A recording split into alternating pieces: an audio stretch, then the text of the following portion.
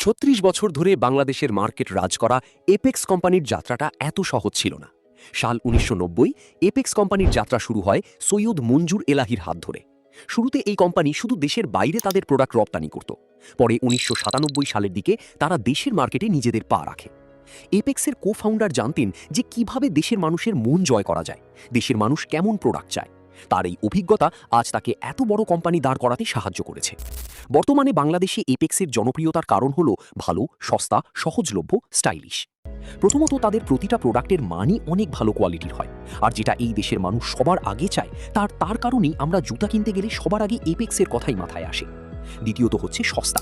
তাদের প্রোডাক্টের দাম অন্যান্য কোম্পানির প্রোডাক্টের তুলনায় একটু সস্তা হয়, আর যেটা বাজেটের মধ্যেও থাকে। তৃতীয়ত হচ্ছে সহজলভ্য। বর্তমানে বাংলাদেশের যে কোনো শহরেই এপেক্সের শোরুম পাওয়া যায়, যেটা গ্রাহকদের জন্য একটা বড় সুবিধা। পছন্দের জুতা কেনার জন্য অনেক ঘোরাঘুরি করা লাগে না। আর সবশেষে হলো স্টাইলিশ। তাদের প্রোডাক্টগুলো সবসময় মডার্ন স্টাইল ধরে রাখতে সাহায্য করে, যেটা গ্রাহক তৈরি করার একটা বড় উপায়। তাদের কাছে সকল বয়সের গ্রাহকের জুতা পাওয়া যায়, আর যার জন্য এপেক্স বাংলাদেশের মানুষের কাছে এত জনপ্রিয়।